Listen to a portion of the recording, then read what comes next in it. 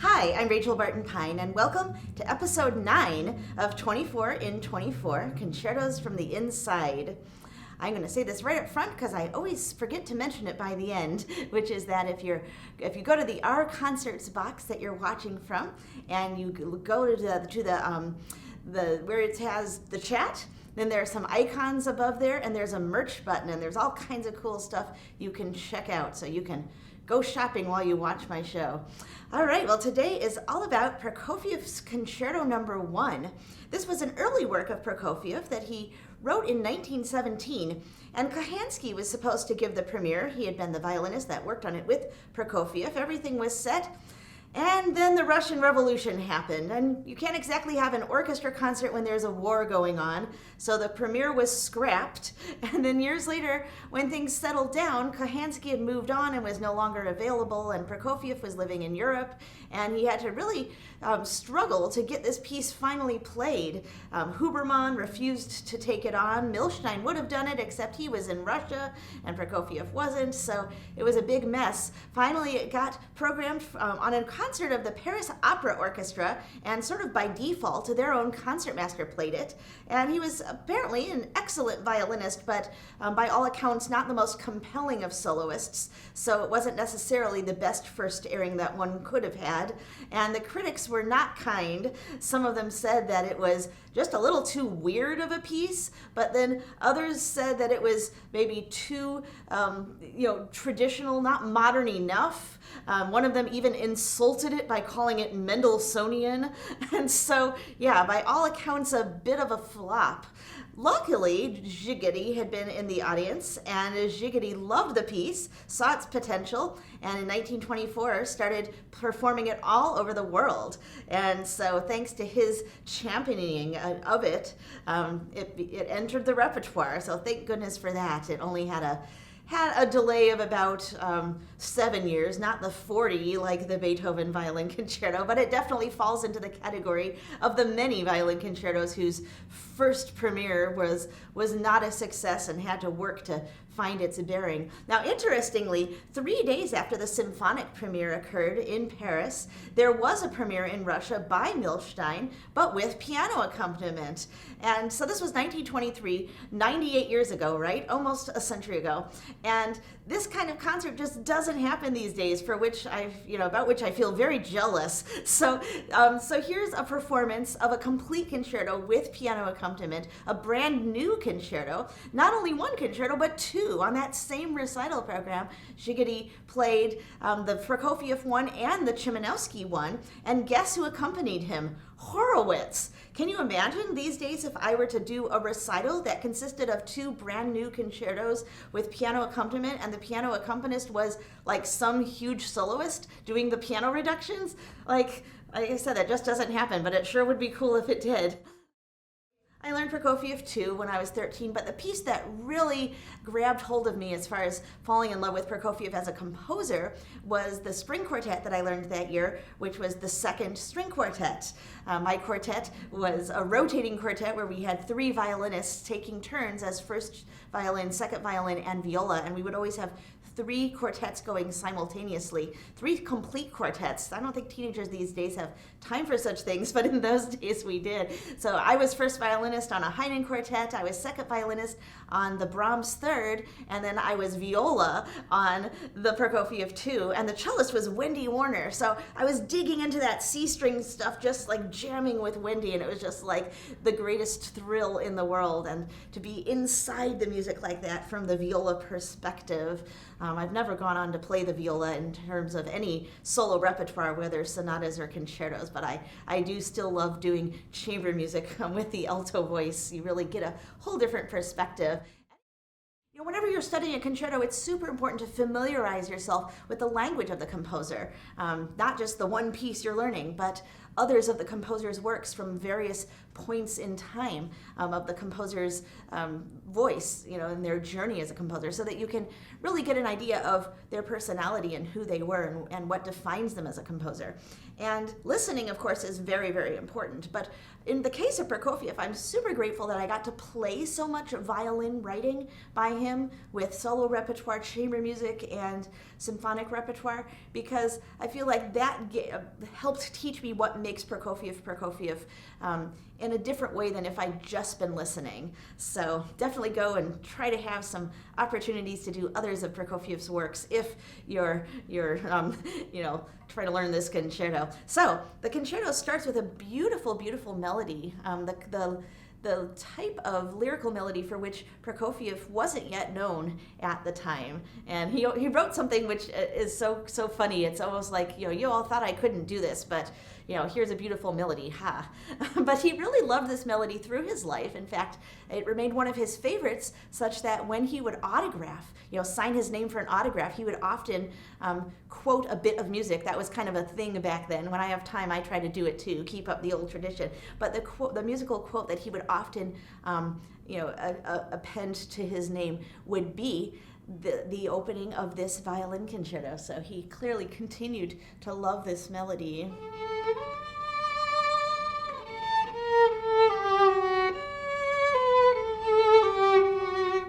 So, I had a little bit of airiness just now that I didn't intend, and that's the challenge.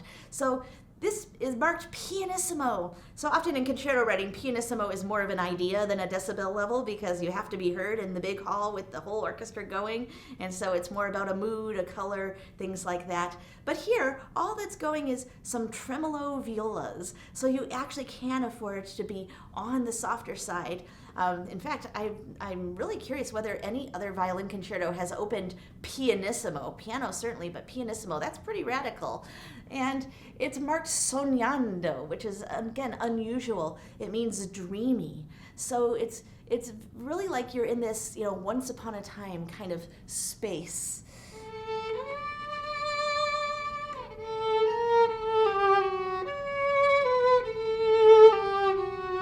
There, that was better. So the idea is to have a clear tone, but maybe be a little bit floaty, not as direct of a sound, and just seem like you're in this dream world, this world of imagination, rather than just being, in the present.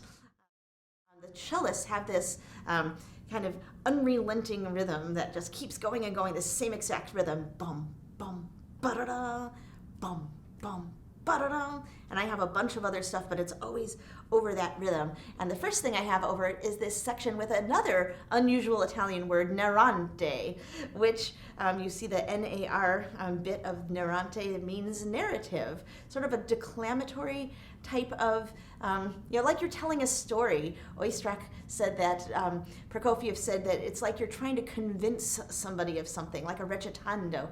And I always remind people to play it a piacere, so you should, not play it straightforward.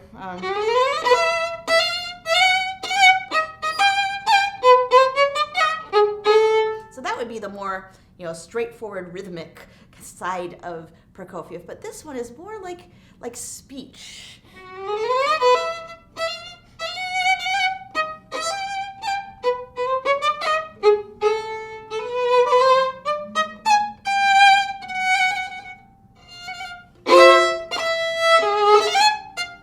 Sorry, I could play the whole thing, but that is my favorite section, and I love that Prokofiev described it not as trying to tell someone something, but trying to convince someone of something. So you have to not just be telling them, but be telling them effectively. There's a section with a lot of offbeat accents, and I love this kind of passage. Paganini Caprice number 16 is another good example of that. And a lot of people will play all the notes. I mean, it's marked forte, but if you only give a normal accent and play the other notes forte, I feel like the accents get a bit lost in the mix. And that would be fine if it was just maybe some on the beat accents here and there.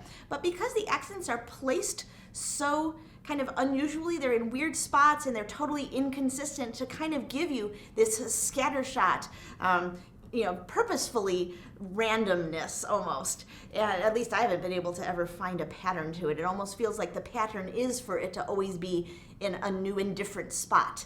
And so when I'm practicing it, I actually exaggerate ghosting the notes that don't have accents.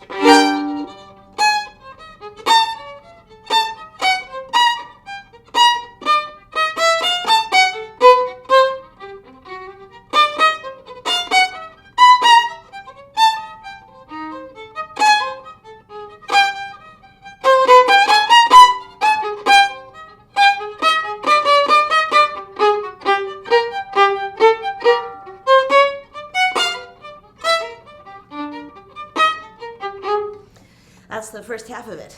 So you can see, and then trying to memorize that, oh my gosh. But it's really so cool. Now, I wouldn't ghost them quite that much in reality, but practicing it that way, forcing yourself to truly exaggerate to that degree, accomplishes two things. You make sure that every single one of your accents, whether it's part of a slur, whether it's a down bow, up bow, right after a string cross, D string, E string, wherever it is, that every single accent is just as sharp as it should be, because otherwise it's easy for an accent here, an accent there to be a little bit more of a rounded accent. And for this passage to truly be effective, every single one should be just a ping.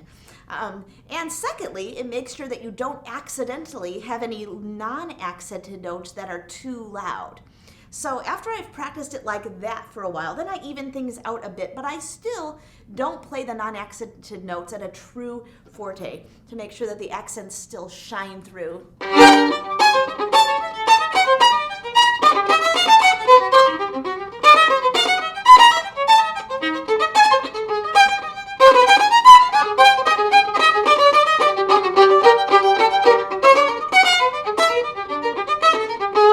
So that's super cool, and by the time you've practiced it enough, it seems like, oh, you can just play it, but believe me, it took just countless hours to get to that point. Even he marks this movement Scherzo vivacissimo. So vivace is actually, we think of it as a tempo marking, but it's more of a character marking. It means, lively and stuff. So it's not like allegro presto, but vivacissimo does, I think, imply something about, AFAP, as fast as possible, and certainly as lively as possible. So it's full of energy. And scherzo, well, we all know what a scherzo is. It's kind of joking, kind of fun-loving. And so this piece is not, it's so hard that we tend to, want to play it serioso because we're just like, I have to play all these hard notes and all these hard techniques. But actually, we have to always remember the scherzo, that we're supposed to have fun while we're doing it. And there's one section in the middle, sul G, meaning all on the lower string of the violin, that kind of Paganini trick. And it isn't marked to be a little minimoso, a little slower, but everybody does it. I think everybody has always done it that way. I don't have any definitive proof that Prokofiev knew this and approved of it, but honestly, if you play the rest of the movement as fast as it can be played and probably should be played, you can't play that part. At least no living violinist yet that I know of can play it that fast. But if you play the whole movement at the tempo that section feels comfortable, then the movement is way too slow. So you basically have to slow this down. And it almost becomes kind of buffoonery. Perlman's recording is the one I grew up with, and he does a great job of bringing out the character of this sort of silliness of the G-string section.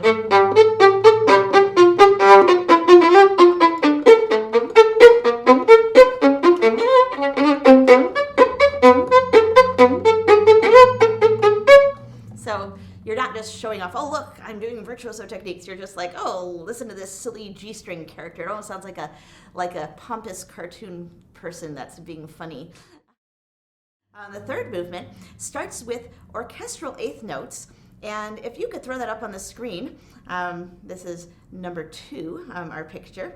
So they have this bum, bum, bum, bum, bum, bum, and he writes con precision, meaning to have a very rhythmic, one critic described it as a tick-tock kind of sound, which I thought was just really hitting the nail on the head. This bum, bum, bum, bum, bum, almost mechanical.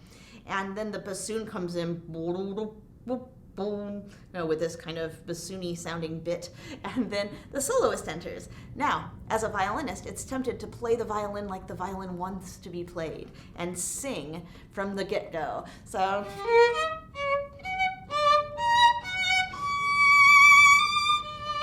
but if you look at the score, our first measure, the soloist's first measure, is eighth notes with dots on them, just like all those strings in the orchestra playing eighth notes with dots. So I personally think that the first measure of the solo is actually joining in on the tick-tock, and then it's only the second measure of the solo where the lyricism takes over and continues for quite a while. And you have so many measures where you can sing, why not, give one measure to the not singing character? So I actually love to start. Sorry, that wasn't quite good. There it is. And I really try to match the bow stroke that the entire string section of the orchestra is doing so that I'm kind of blending with them and then taking over. I have no idea if this is what Prokofiev intended. Wish I could ask him. Probably fewer violinists do this, but I don't know if it's because they considered that option and rejected it or if they just didn't think of that option. So I happen to love it that way. Now this is going to be really cool. If you guys could first put up slide 4. So this is the end of the first movement, which is in 6/8. So you can see there are 32nd notes, 64th notes. It's the bit where I go D, A, D, A, D, way up high in the stratosphere of the violin, and the orchestra is going and kind of finishing off. Now if you put up slide number 5, this is the end of the last movement. It's in 3/4, so you've got 16ths and 32nds instead of 32nds and 64ths, but it's the exact same music. So the last bit of each of the first and third movements is exactly the same. I can't think off the top of my head of another violin concerto that ends their first and last movement precisely the same. Not similar, not the same musical material, but one time it's this dynamic, one time it's that dynamic, one time it's this instrument, one time it's that instrument. No, these are a card, except for the fact that it's written on the page differently because of the different time signatures. To the ear, it's an exact replica. So very curious if there's any other concerto that does that for any instrument. Very unusual Prokofiev to do that for sure. And it drifts away. Both movements just kind of float off into dreamland, I suppose. So, and actually, I usually do questions at the end, but I'm going to bring in our questions today because I thought they were so perfect for today's conversation as opposed to being other topics. So first, let's hear the question from Natalie. Hi, my name is Natalie Shea, and I am a second-year violin performance student at Oberlin Conservatory. I have 2 questions about Prokofiev Violin Concerto No. 1 in D major. My first question is about the sognando marking in the first movement. I was wondering if you did anything special or different to really create that dreamy sound, because sognando is not a very commonly found marking, and I was wondering if you did anything different to distinguish it from other pretty lyrical, delicate sections in other violin works. My second question is about your interpretation of the third movement. I've heard a lot of people say that it's sort of like the orchestra is chasing the violin down throughout the third movement, and then the trill section is kind of the violin dying and going to heaven. I don't know if you had a different story. I would be really curious to know, because I think it's a very deep piece overall, and having a story would be really helpful. Thank you so much. Thanks, Natalie. Well, of course, we did already talk a bit about how to make a dreamy sound in the beginning of this concerto, to be a bit of a floaty bow. Thinking about bow weight and contact point, but making sure that while you have that fantasy sound, that you don't let it go to the point of fuzz. So it's not French impressionistic music. It's something else, but not to be too strong, too clear. When you have a Brahms pianissimo or a Bruckner or Mahler pianissimo, you might be this tiny but thick sound, and here we just went.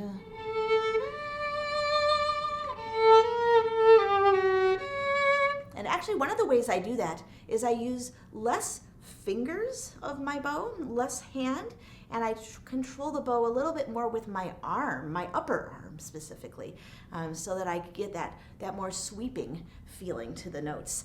I think that opening marking, sognando, is, while it is, specifically for that first section and that first melody, I think it has meaning maybe even for the concerto overall, that it sets a mood, it sets an idea that there's some, that this concerto is existing in dreamland perhaps. And even when it does get aggressive and, maybe that's a nightmare. When we think about the role of a violinist in a violin concerto, there are so many different roles a violinist can take. It can be one of the gang, and that applies very often to Baroque and classical concertos, where it's very much chamber music, evolving out of the concertante kind of format. Or it could be the narrator telling a story, or the violinist could be the main character, the protagonist. And in this particular piece, I think the role kind of shifts from time to time, but I've never felt like the violinist and orchestra were in opposition.